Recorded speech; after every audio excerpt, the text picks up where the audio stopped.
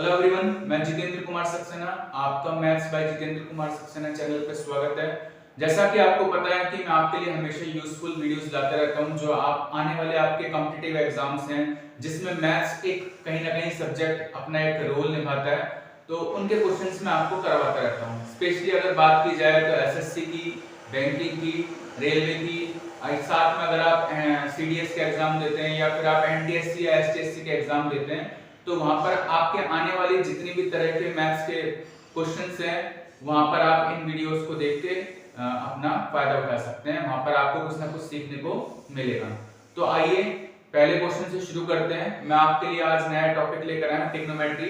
तो इसके क्वेश्चन के साथ साथ मैं आपको मेथड बताता चलूंगा कि आप इन क्वेश्चंस को कैसे सॉल्व करते हैं। तो आइए पहले क्वेश्चन से शुरू करते हैं।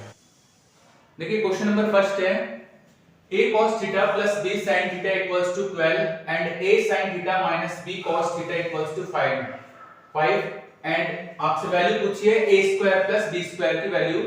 आपको जो ऑप्शन दे रखे हैं 13.44, 169 और 25, इनमें से a square plus b square की वैल्यू क्या होगी। ठीक है, तो देखिए ये एक पैटर्न है जो ट्रिग्नोमेट्री में देखने को मिलता है। मैं आपको इसको दोनों तरीके से बता देता हूं कि अगर आपको इसको जल्दी करना है तो उसका तरीका क्या है, और एक वो बच्चे जो इस मेथड को सीखना चाहते हैं कि एक्चुअल में a square plus b square की वैल्यू कैसे फाइंड की जाएगी, एक बार लॉन्ग मेथड से भी बता दिया जाए। तो मैं आपको दोनों मेथड बता देता हूं। देखिए ध्यान दीजिए, अगर मैं आपसे कहूं cos थीटा का कोएफिशिएंट a है और यहां पर sin थीटा इसका कोएफिशिएंट यहां पर a है, तो अगर मैं फर्स्ट इक्वेशन और सेकंड इक्वेशन दोनों को स्क्वायर करता हूं, यानी मैं अगर फर्स्ट इक्वेशन को स्क्वायर करता हूं तो मेरे पास आएगा a square cos square theta plus b square sin square theta और plus 2ab cos theta sin theta.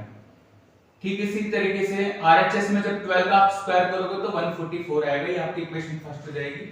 ठीक इसी तरीके से आपकी इक्वेशन सेकंड है, इसका भी आप स्क्वायर करोगे a square sin square theta plus b square cos square theta minus 2ab cos theta sin theta.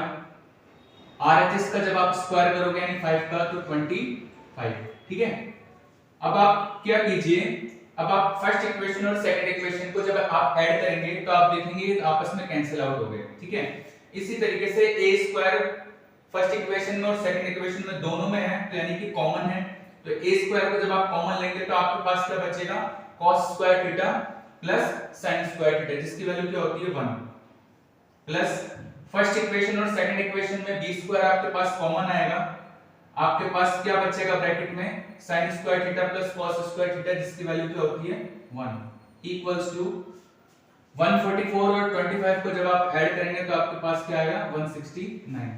तो a स्क्वायर को 1 से मल्टीप्लाई करेंगे a square plus b square को 1 से मल्टीप्लाई करेंगे b स्क्वायर, तो a square plus b square की value आपके पास आ जाएगी 169। ऑप्शन नंबर सी इसका राइट आंसर है। तो ये तो मेथड वो था जो मैंने आपको बताया, जो बच्चे सीखना चाहते हैं एक्चुअल में इसको सॉल्व किस तरह से किया, तो इसको बच्चों सॉल्व किया गया है a प्लस b के होल स्क्वायर से। ठीक इसी तरीके से यहाँ पर a माइनस b का होल स्क्वायर किया, फर्स्ट इक्वेशन और सेकंड इक्वेशन को ऐड किया, वहां पर आपने देखा कॉमन आया आपके पास a स्क्वायर और b स्क्वायर। अब जो बच्चे देखना चाहते हैं कि इसको जल्दी करने का तरीका क्या है, तो एक चीज ध्यान रखिए, अगर cos थीटा है इसका कोएफिशिएंट a है, अगर वो sin पे आ जाता है, ठीक इसी तरीके से sin थीटा है इसका कोएफिशिएंट जो है b वो cos पे आ जाता है और sin आपस में रिवर्स हो जाते हैं, यानी प्लस फर्स्ट इक्वेशन में दूसरे में सेकंड है। तो आप इसको इस तरह से याद कीजिए, 12 का स्क्वायर और 5 का स्क्वायर को ऐड करना पड़ेगा आपको, यानी कि 12 का स्क्वायर 144 और 5 का स्क्वायर 25, तो इनको ऐड करना पड़ेगा। आप इसको ऐसे भी समझ सकते हैं, देखिए मैं आपको समझाता हूं, a cos theta plus b sin theta, अगर इसकी वैल्यू सपोज कीजिए p है और a sin theta minus b cos theta इसकी वैल्यू अगर मान लीजिए q है, तो अगर जब भी आपसे पूछा जाएगा a square plus b square की वैल्यू क्या होगी, तो आप डायरेक्ट शॉर्टकट याद कीजिए p square plus q square के इक्वल, ये आप अपना शॉर्टकट याद कीजिए। क्वेश्चन में ऐसे भी पूछा जा सकता था कि p square plus q square की वैल्यू क्या होगी, तो आपको याद रखना था a square plus b square के इक्वल होगी। ठीक है, क्वेश्चन को वो दोनों तरीके से आपसे पूछ सकते हैं। आइए अगला क्वेश्चन देखते हैं। देखिए क्वेश्चन नंबर सेकंड है, a cos theta plus b sin theta equals to 3, a sin theta minus b cos theta equals to 4 और आपसे वैल्यू पूछी है a square plus b square की। ठीक, इससे पहला वाला जो क्वेश्चन है मैंने वहां पर आपको एक तरीका बताया था, a square plus b square की value p square plus q square के वैल्यू के इक्वल होती है। p किसको लेना है, जो RHS में आपको वैल्यू दे रखी है, जैसे p यहां पर 3 है और q यहां पर 4 है, तो p square plus q square के बराबर है। अभी मैंने आपको ठीक बताया था, तो यहां पर 3 का स्क्वायर करेंगे, 3 का स्क्वायर प्लस 4 का स्क्वायर करेंगे, यानी कि जो आपका आंसर आ जाएगा वो कितना आ जाएगा 25। तो इस तरह के क्वेश्चंस में आपको किसी तरह की कोई दिक्कत नहीं आएगी। ठीक है, अगर आप ये याद रखेंगे a square plus b square की value t square plus q square के इक्वल होती है, जहां पर p कौन है, RHS की वैल्यू है, q कौन है, वो भी RHS की वैल्यू है। ठीक है, आइए अगला क्वेश्चन करते हैं। देखिए नेक्स्ट क्वेश्चन है, if cos theta upon 1 plus sin theta minus 1 minus sin theta upon cos theta equals to 2k, then value of k, k की वैल्यू आपको फाइंड करनी है, ऑप्शन आपको गिवन है। देखिए जब आप कॉम्पिटिटिव एग्जाम्स की तैयारी करते हैं तो वहां पर आपको समय का बहुत ध्यान रखना होता है। ऐसा नहीं है कि सारी चीजों को पूरा सॉल्व करना है, जहां तक हो सके समय बचाने की कोशिश कीजिए। यहां पर भी इसी तरीके का आपको कुछ ध्यान रखना है। ठीक है, आप cos को cos से मल्टीप्लाई करेंगे तो न्यूमरेटर में क्या वैल्यू आएगी, पहले न्यूमरेटर की तरफ देखिए। cos को cos से मल्टीप्लाई करेंगे तो आपके पास क्या आएगा, cos स्क्वायर थीटा माइनस ये माइनस का साइन है। अब 1 प्लस sin थीटा को जब आप 1 माइनस sin थीटा से मल्टीप्लाई करेंगे तो डियर स्टूडेंट्स 1 प्लस sin को देखिए 1 प्लस sin को जब आप 1 माइनस sin थीटा से मल्टीप्लाई करेंगे तो आपके पास क्या आएगा 1 माइनस sin स्क्वायर थीटा। ठीक है, अभी डिनोमिनेटर पार्ट को मैंने मल्टीप्लाई नहीं करके देखा, मुझे नहीं पता कि cos थीटा को जब मैं 1 प्लस sin थीटा से मल्टीप्लाई करूंगा तो एक बार मैं इसको सॉल्व नहीं करना चाह रहा, मैं इसका रीजन बताता हूं अभी आपको। देखिए यहां cos स्क्वायर थीटा है और minus 1 minus sin square theta की वैल्यू क्या हो जाएगी, cos स्क्वायर हो जाएगी। अब आप मुझे एक बात बताइए, जब cos स्क्वायर में से cos स्क्वायर डिनोमिनेटर में 0 हो गया और 0 में किसी भी नंबर से हम डिवाइड करेंगे तो 0 ही आएगा, तो फिर इसके लिए डिनोमिनेटर को सॉल्व करने की जरूरत नहीं है, तो आपका समय बचाया जा सकता है। तो इसका जो आंसर आने वाला है वो ऑप्शन नंबर ए आने वाला है। यही मैं आपको बता रहा था कि जरूरी नहीं है डिनोमिनेटर पार्ट को आप सॉल्व करें और आप अपना समय खराब करें। अगर न्यूमरेटर पार्ट को देख के आपको आइडिया लगता है, जैसे कि cos को आपने cos से मल्टीप्लाई किया cos स्क्वायर, और इस टर्म को देखने से मुझे पता लग रहा था कि यहाँ पर 1 माइनस sin स्क्वायर थीटा आएगा और जिसकी वैल्यू क्या आ जाएगी cos स्क्वायर आ जाएगी, और cos स्क्वायर में से cos स्क्वायर माइनस करने पे 0 आ जाएगा, तो जरूरी नहीं है डिनोमिनेटर पार्ट को आप सॉल्व करें। हाँ, अगर क्वेश्चन में आपको कुछ इस तरह की दिक्कत आती है कि न्यूमरेटर से सॉल्व नहीं हो रहा, तो फिर आप डिनोमिनेटर पे जाएं। तो इसका जो आंसर आने वाला है वो क्या आने वाला है, ऑप्शन नंबर ए।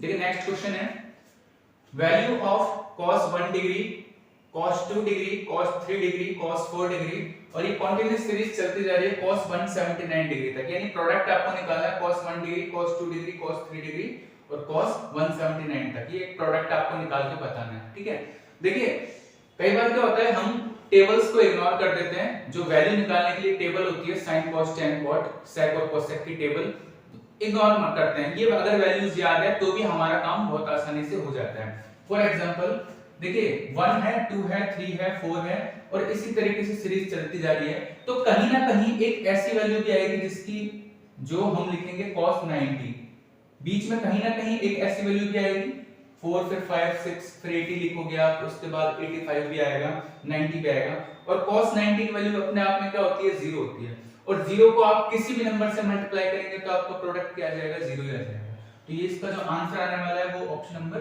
बी हो जाएगा 0।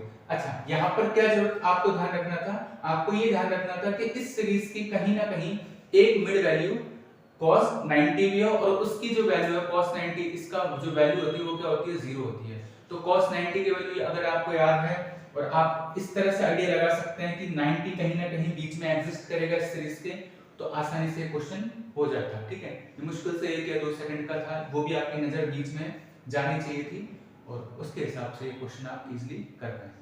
आइए अगला क्वेश्चन देखते हैं।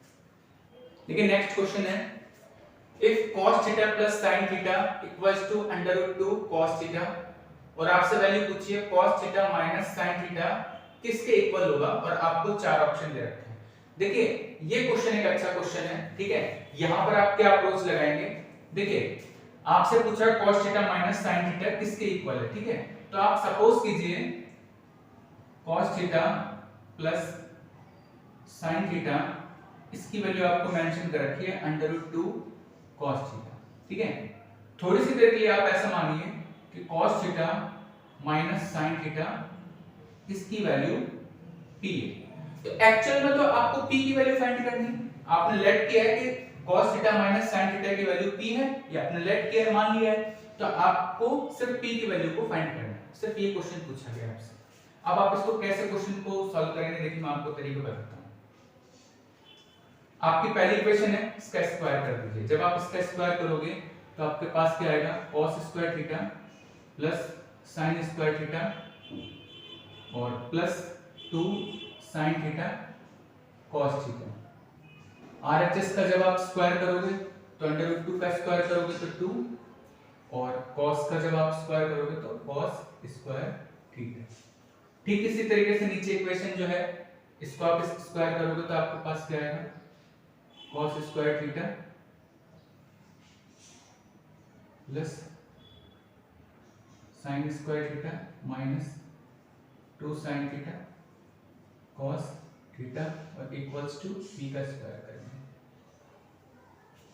अब पहली इक्वेशन और दूसरी इक्वेशन को आप ऐड कर दीजिए। ऐड करने से क्या फायदा होगा, ये तो कैंसिल आउट हो जाएगा, ठीक है।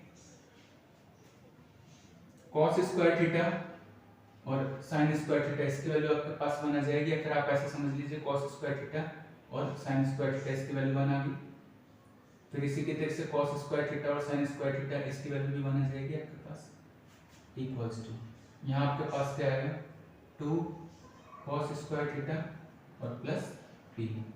आपको वैल्यू फाइंड करनी थी p की, तो यहाँ पर आपके पास आ जाएगा 2 cos स्क्वायर थीटा को जब आप LHS में लेकर आएंगे तो आपके पास क्या आएगा, 2 cos square theta equals to p। आप देख पा रहे हैं 2 कॉमन है, तो अगर आप 2 कॉमन लेंगे तो आपके पास अंदर क्या बचेगा, 1 माइनस cos स्क्वायर थीटा। अच्छा डियर स्टूडेंट्स, ये p स्क्वायर है, आप ध्यान से देख लीजिए इसको। ये p का स्क्वायर क्या था, तो p स्क्वायर आया था, यहाँ पर p स्क्वायर है, यहाँ पर भी p स्क्वायर है, ठीक है। 1 माइनस cos स्क्वायर थीटा की वैल्यू क्या होती है, sin स्क्वायर थीटा होती है, आप जानते हैं। अब ये p स्क्वायर की वैल्यू है। अब आप सभी जानते हैं अगर 2 sin स्क्वायर थीटा की वैल्यू p स्क्वायर है, हमको तो सिर्फ केवल p की वैल्यू फाइंड करनी है, तो इसका रूट करना पड़ेगा। और जब आप इसका रूट करोगे तो आपके पास क्या आ जाएगा, p equals to √2 sin theta. Option number इसका बी राइट आंसर है। अब ऐसा नहीं है ये क्वेश्चन बहुत ज्यादा टफ है, ठीक है। मुझे आपको इस क्वेश्चन को सॉल्व करके बताना था पूरी प्रोसेस से, ठीक है, कि इसको आप किस तरीके से कर सकते हैं। ऐसा नहीं है कि इस क्वेश्चन को देख के आप समझें कि cos और sin दे रखा है, आगे भी cos दे रखा है, तो हम डिवाइड करेंगे इस क्वेश्चन में, ये सबट्रैक्शन करके लिए cos और cos को कॉमन लेने की कोशिश करें, कुछ भी नहीं है। आपके पास जो इक्वेशंस है आप उनका यूज कीजिए। अब आप वहां पर इस क्वेश्चन को किस तरीके से हैंडल कर सकते हैं, कैसे रीड करते हैं, वो आपके ऊपर है। वो कैसे आएगा, वो ज्यादा से ज्यादा जब आप इस तरह के क्वेश्चंस को सॉल्व आउट करेंगे तो आपका जो रीड है, जो आपका माइंड है, वो इन क्वेश्चंस को रीड करना शुरू कर देगा कि हाँ इस क्वेश्चन को मैंने कभी इस तरह के मिलते जुलते क्वेश्चन को पहले सॉल्व किया था, तो मैंने इस तरीके को लगाया था। तो आप धीरे धीरे इन चीजों को सीख पाएंगे। तो आई होप आपको आज जो मैंने क्वेश्चंस कराए हैं ये काफी अच्छे लगे होंगे और आसानी से समझ में भी आए होंगे। नेक्स्ट वीडियो भी हमारा ट्रिग्नोमेट्री का ही रहेगा, वहां पर भी हम और क्वेश्चंस को देखेंगे जो ट्रिग्नोमेट्री में लास्ट ईयर्स के क्वेश्चंस आए हैं उनको देखेंगे। तो अगर आपको ये वीडियो अच्छा लगा है, मेथड्स को आप धीरे धीरे समझ पा रहे हैं मेरे, तो आप इस वीडियो को अपने फ्रेंड्स के साथ शेयर कर दीजिए, ठीक है। ज़्यादा से ज़्यादा चैनल को सब्सक्राइब कर दीजिए और वीडियो को लाइक कर दीजिए। Thank you so much.